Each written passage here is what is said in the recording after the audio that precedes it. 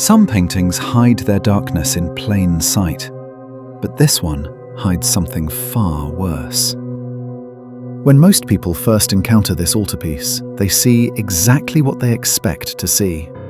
A holy object, a sacred centerpiece, a thing built to inspire prayer and quiet devotion.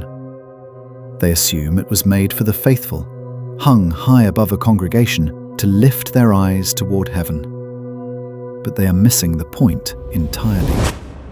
This was never made for worshippers. It was medical equipment. It was built to be wheeled in front of the dying.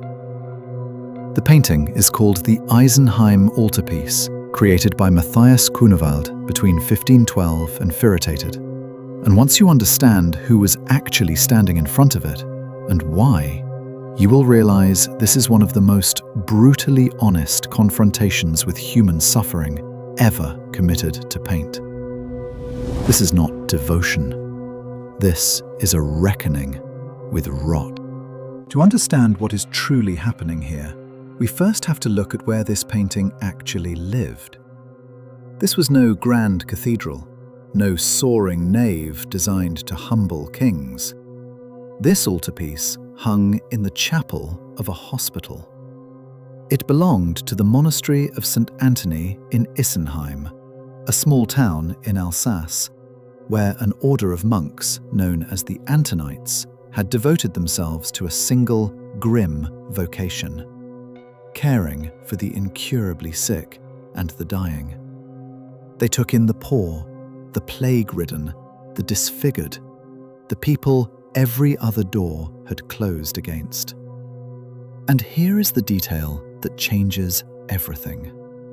The patients were not kept away from this painting. They were deliberately brought before it. Ravaged bodies were carried or led into that chapel and positioned directly in front of the canvas, so that the sick could look upon it as part of their treatment. This was not art meant to be admired from a respectful distance by the healthy and the pious.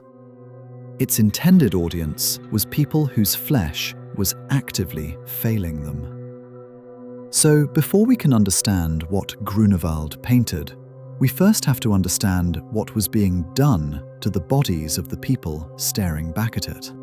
The disease had a name that sounded almost poetic: St. Anthony's fire. The reality was anything but. Today, we call it ergotism, and we know its cause was a fungus that crept into rye and was baked, unseen and unsuspected, into the coarse black bread of the poor. A single tainted loaf could be enough, and what it did to the human body was a slow, methodical horror. It began as a burning sensation, a searing heat that crawled beneath the skin as though the sufferer had been set alight from the inside, an invisible fire with no flame to put out. Then came the convulsions, the body seizing and thrashing beyond its owner's control. Then the hallucinations, vivid and terrifying, a mind unmoored and dragged into waking nightmares. And finally, the worst of it. The blood stopped reaching the extremities, and the flesh began to die, while the person was still alive to watch it happen. Fingers blackened, toes rotted, entire limbs turned dark, withered, and eventually dropped away from the body. There is a merciless irony buried in the name.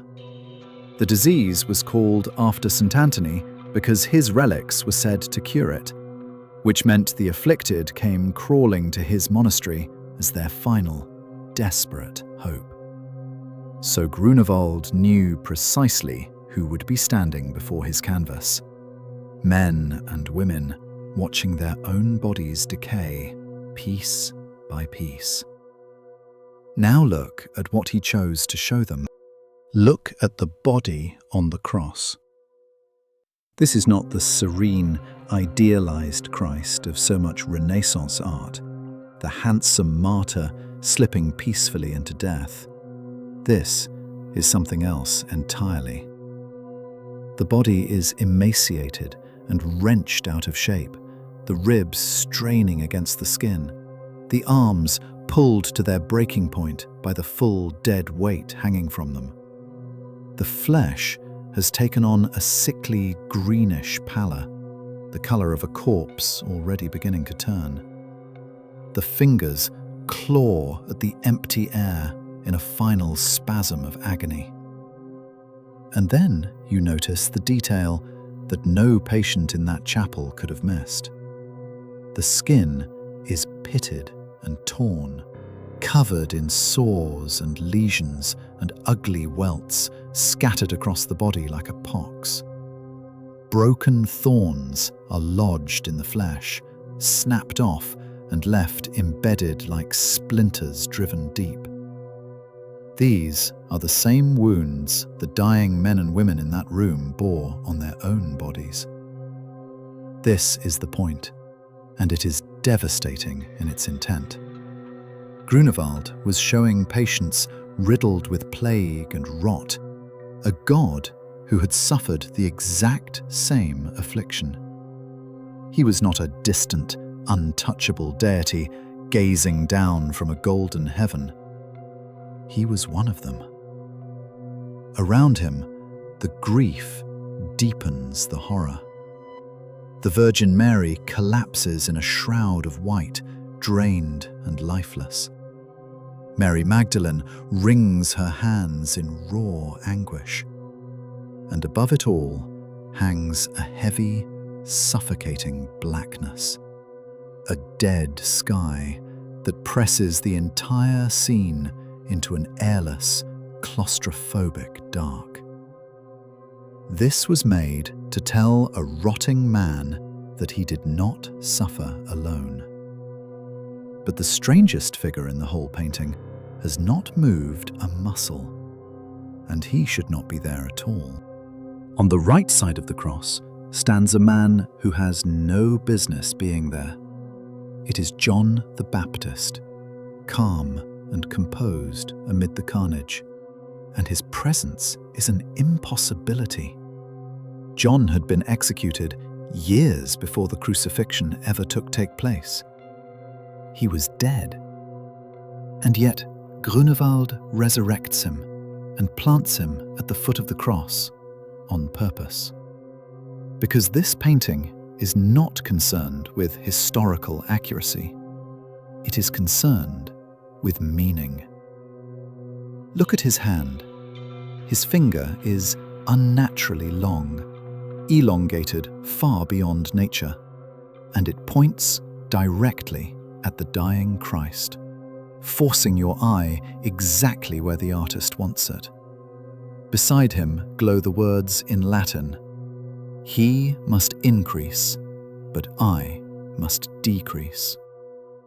At his feet stands a white lamb, and it too bleeds, its blood streaming into a golden chalice, the sacrifice made unmistakably literal, flesh and blood becoming the promise of communion.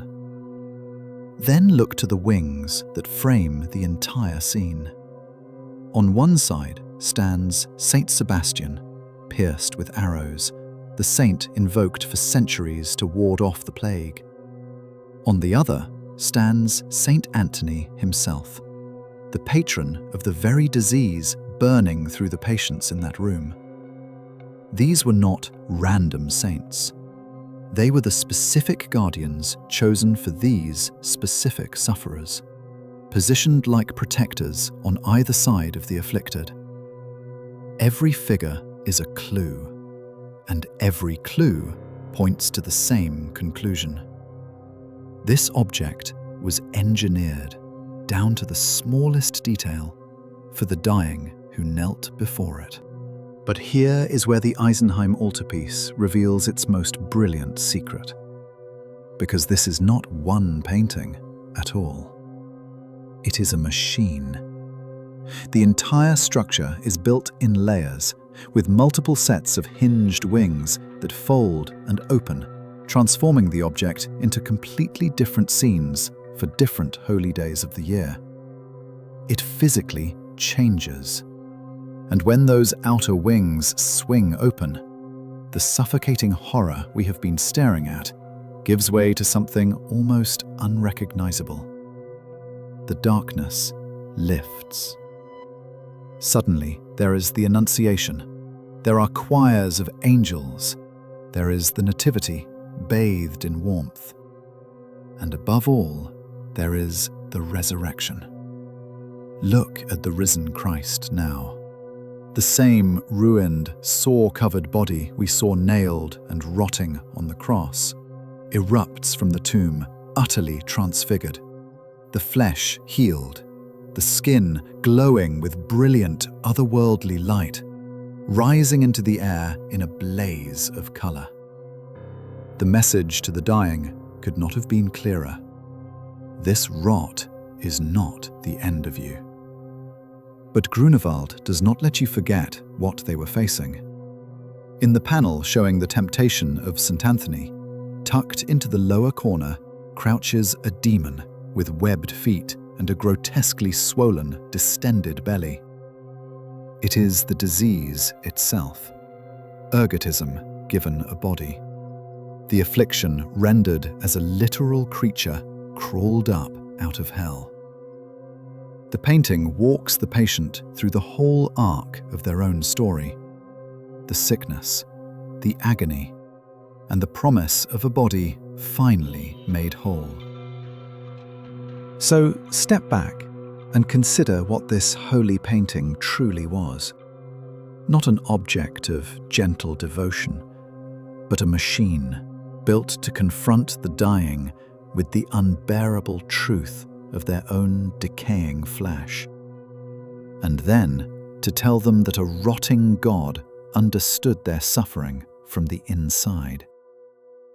It looked upon gangrene and hallucination and slow, living death, and it refused to flinch.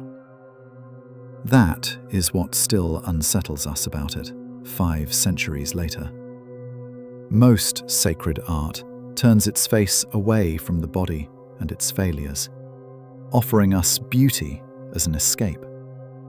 Grünewald offered something far braver and far harder. He looked directly at the horror and found meaning inside it.